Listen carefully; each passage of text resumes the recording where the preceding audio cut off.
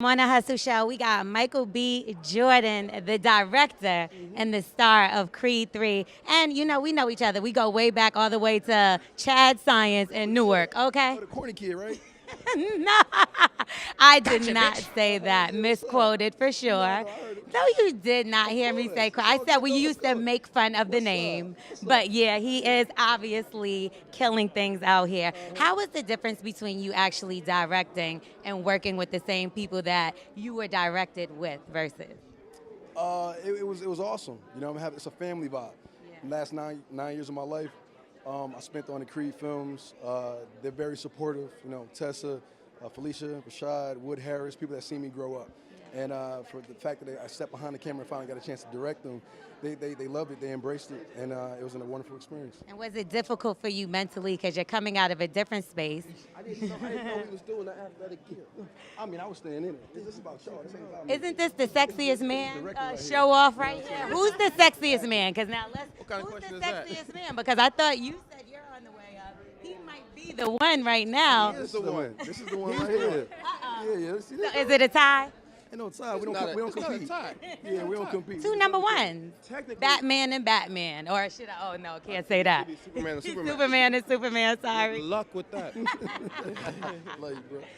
Okay, so you also are going to do a new film with Will Smith very soon coming up. Is the rumor out there? Not sure. We're still working on the script. That's something that I plan on doing in the future. Not sure when. With these movies, I'm just trying to get through this project. Right, So when I get finished with this one, then I'll figure out what's going on next. And how is it filming in Atlanta? It was amazing. I've done 4 or 5 films down here, shot a couple television shows, so Atlanta's a second home to me, and I love coming down here to shoot. Favorite restaurant here?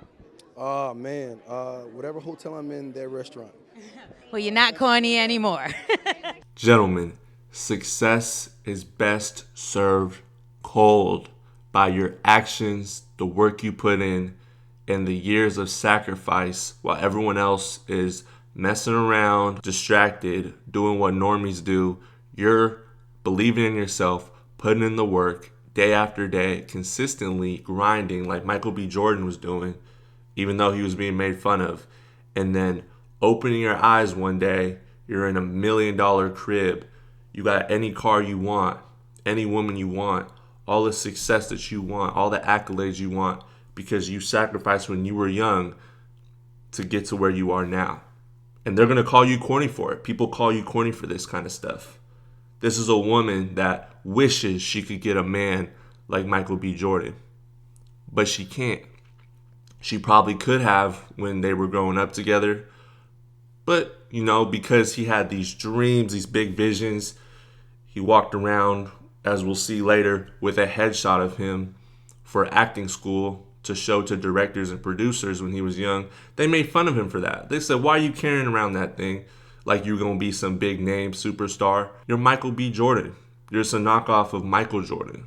They used to make fun of his name. But that young man who was corny was a multi-millionaire director, producer, one of the biggest actors ever, because he didn't give a fuck what anyone thought of him. He kept putting in the work day after day, year after year, consistently, and now that man can get any woman in the world he wants. You think he's concerned with the opinions of lesser than women interviewing him on his premiere for Creed 3? Also, we're going to fact check this chick right now. We're going to see what she said in the interview. We're going to see what her co-host said. And we're going to see if by being silent, she complied with the fact that he was being called corny and she agreed with it. This is what she said in the interview Michael B. Jordan's referring to when he said that she called him corny. Let's check it out. To be honest with you, we teased him all the damn time because his name was Michael Jordan. Let's start there. And he was no Michael Jordan. And he would also come to school with a headshot. For those of you who don't know what a headshot is what actors use, basically like a resume, where it's a picture of their profile, their head, and they send it out to marketing agencies in the business of cinematography or acting. She goes on and says, we lived in Newark, that's the hood. We would make fun of him like, what are you going to do with your stupid headshot? And now look at him. L'Oreal co-host Dominique added that Jordan seemed like a quote-unquote nice, corny guy. So she said that right after. You know what I really think deep down inside? I think Michael B. Jordan is a nice, corny guy. And I don't mean that as a slight, Dominique added. Well, newsflash, there's no nice way to call someone corny. So I got a couple things to say about this. First and foremost, by this woman not saying anything while they're making fun of Michael B. Jordan growing up, that makes her complicit in making fun of him. If I see someone getting bullied and I disagree with it, I'm going to step in and say I disagree with them and stand up for the guy getting bullied if I truly disagree with that. And she chose not to do that. Second thing, Dominique also said something at the end of the interview talking about him being a nice, corny guy. And once again, you never stood up for him. You complied by being silent. Therefore, that tells Michael B. Jordan, without actually saying it, that you agree with what Dominique has to say about him being corny. According to her logic and the women that grow up in these type of environments that see men that have a dream, have a goal, are educated, that are smart, that are pursuing their goals and are carrying around, their resume, quote unquote, which is a headshot for actors, that is considered corny to them. So I ask you, what is the reverse or the flip side of that? What is the opposite of being corny or being a man that's on his purpose? It's a man that's dealing drugs, a man that's, a hustler, so to speak. Is that the opposite of what we're saying corny is? Because in my opinion, I believe a dope boy and a hustler, someone that breaks the law, that's more of a cornball, and that's someone that's being corny. So after this clip went viral, Dominique wanted to clear L'Oreal's name, and she posted on Instagram saying she wasn't surprised that he would go to such great lengths because she always got the impression when in his presence that Jordan is a quote unquote nice, corny guy. And I don't mean that as a slight. Yes, you do.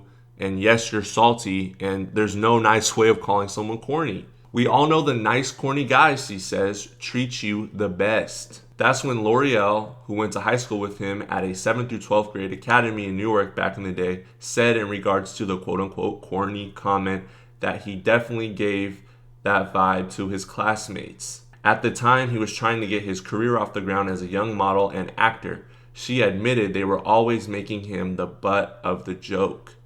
And then she circled that screenshot in the article and said, "They mad at L'Oreal when it was me who called him corny." And this is her post earlier about Michael B. Jordan as well. You can see the salt here. Any black man that dates white women is corny to me. I guess that PR relationship with Lori helped y'all forget, but I didn't. This is a salty, hurt woman that wishes she could get with someone like Michael B. Jordan. She overlooked Michael B. Jordan growing up. A lot of you guys know that are successful now, these women that ignored you growing up in high school or in middle school, now that you're a successful doctor, now that you're a successful nurse, now that you're an engineer, now that you're a successful programmer, you have your own business, you built up your body, you built up your finances. These women claim that you're corny or that you were a cornball, but at the same time, these are the same women that now that you have the success, you don't even look at them. They're beneath you. They're below you. But growing up, these are the type of women that you try to shoot your shot at and they rejected you. Dominique is a perfect example of a salty woman who chased bad boys down roads to nothingness while ignoring someone like a Michael B. Jordan growing up or making fun of someone like a Michael B. Jordan growing up, seeing his success now and being salty because he won't date or touch a woman of her status and her tier. Because he, just like we saw in the interview, he's not forgetting how that woman treated him growing up, that type of woman. And now that he's in a position of status and power, these women are going to have to validate themselves to enter his orbit. And he chooses who gets to enter it and who doesn't. This is why it's imperative, and I tell you guys time and time again on this channel, to get on your purpose, continue to work hard, keep your head down, stay focused, and think about the long-term vision that you have. People are going to make fun of you on your journey to success and to where you want to be, but just remember how they treated you when you get there. Because there's nothing corny about chasing your dreams, goals, and aspirations. And anyone that tells you it's corny to do so is a loser, and you need to get them out of your life. Trim the fat out of your life starting today. Cut those negative people out of your life. Be like Michael B. Jordan. Chase greatness, chase success, and let your actions do all the speaking you need.